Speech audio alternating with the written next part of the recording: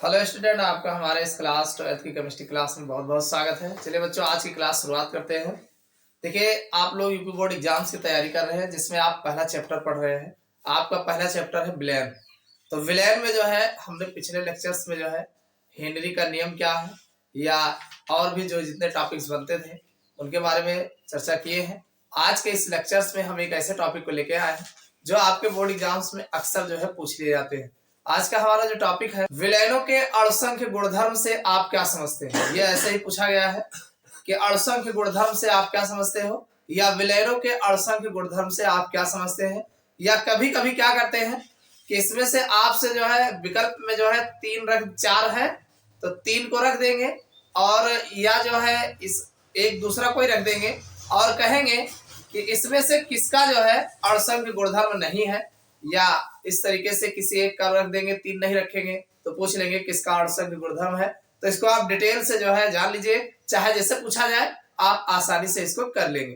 तो चलिए वीडियो की शुरुआत करते हैं और देखते हैं ये विलेनों का अणुसंख्य गुणधर्म होता क्या है। पहले इसको जान लेते हैं। देखो बच्चों, अगर हम बात करें विलेनों के अणुसंख्य गुणधर्म पर, क्या हमने क्या कहा, विलेनों के अणुसंख्य गुणधर्म। तो विलेनों का अणुसंख्य गुणधर्म होता क्या है, पहले इसको जान लेते हैं। देखो क्या लिखा गया है, हेडिंग क्या है हमारी, विलेनों के अणुसंख्य गुणधर्म। यानी जो हमारा विलयन बना है, तो विलयन में क्या है, एक विलय होगा दूसरा विलायक होगा, यानी विलय को विलायक में घोल करके विलयन बनाया गया होगा। तो भाई ऐसा विलयन, कैसा विलयन, जो विलयन बनाए हो तो विलयन के जो भौतिक गुण होते हैं वो निर्भर करते हैं उसमें जो आपने विलय घोला है, नॉन वोलेटाइल विलय। अब ये नॉन वोलेटाइल मतलब अवाष्पशील विलय। अब ये अवाष्पशील, भाई वाष्पशील अगर कहा जाए तो इसका मतलब वाष्प बन के उड़ रहा होगा वो, यानी वाष्पशील पदार्थ जो होते हैं वो वाष्पित होते रहते हैं। उसको आप खुले में छोड़ दोगे वो धीरे धीरे वाष्पित हो जाएंगे। लेकिन जो नॉन वोलेटाइल होते हैं, अवाष्पशील पदार्थ होते हैं, उसको आप घोलने के बाद वो वाष्पित नहीं होते, वैसे भी रखे रहोगे तो वाष्पित नहीं होते।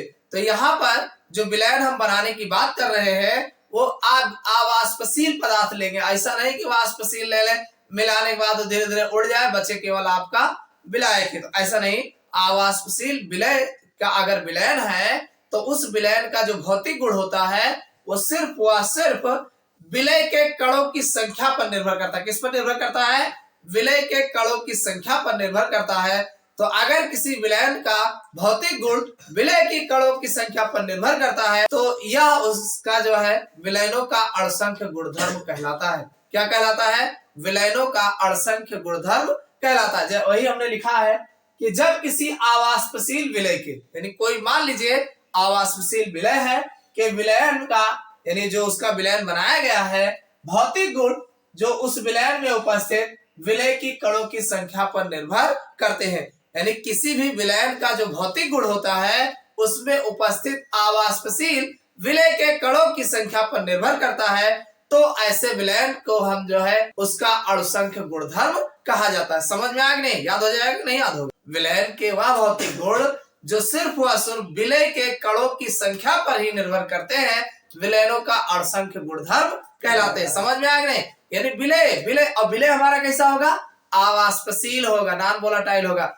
अवाष्पशील विलय के विलयन में भौतिक गुण विलय के कणों की संख्या पर निर्भर करते हो, विलयन का अणुसंख्य गुणधर्म कहलाता है। समझ में आएगा, एग्जाम में बहुत पूछा गया है कि अणुसंख्य गुणधर्म से आप क्या समझते हो, तो ये आपका हो जाएगा उदाहरण सहित बताओ। उदाहरण हम बता देंगे अभी, उसके बाद फिर ये पूछ लेता है कि इनमें से कौन सा है जो विलयनों के अणुसंख्य गुणधर्म नहीं है, या कौन है, जो भी जैसे पूछा जाए। ठीक है, तो देखिए इसका पहला एग्जाम्पल, भाई विलयनों का अणुसंख्य गुणधर्म कहलाता है।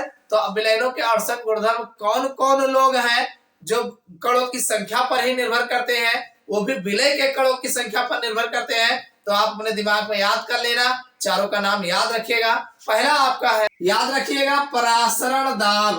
परासरण दाब एक, तो इसको आप ध्यान रखिएगा। और दूसरा आप याद कर लीजिएगा, वाष्प दाब का आपेक्षिक अवनमन। वाष्प दाब का आपेक्षिक अवनमन, ये दूसरा आप देख लीजिएगा। और अगला है क्वथनांक में उन्नयन। भाई क्वथनांक में उन्नयन भी ध्यान रखिएगा। और अगला है हिमांक में अवनमन। हिमांक में अवनमन, बस इतना आपको ध्यान देना है। क्या क्या ध्यान देना है भाई? एक तो कथनांक में उन्नयन हो जाएगा, उन्नयन, और दूसरा हिमांक में अवनमन हो जाएगा, जस्ट अपोजिट, दो हो गया।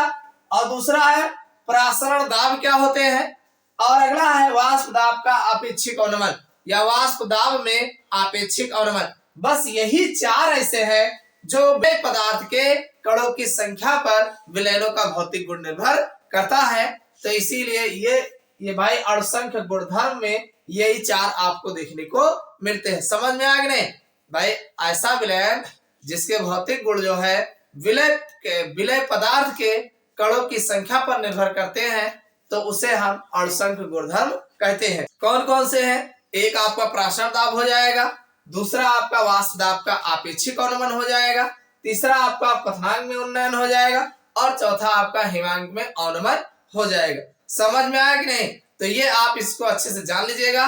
विकल्प में आपके वैसे भी पूछ लेते हैं या ऐसे भी पूछ लेंगे कौन कौन ऐसे हैं या कौन कौन होता है जो विलय के पदार्थ के कणों की संख्या पर निर्भर करते हैं, अणुसंख्य गुणधर्म कहलाते हैं। तो आपको इन चारों का नाम याद रखना है। प्रासरण दाब, वाष्प दाब का अपेक्षिक अवनमन है, और क्वथनांक में उन्नयन और हिमांक में अवनमन। समझ में आया कि नहीं?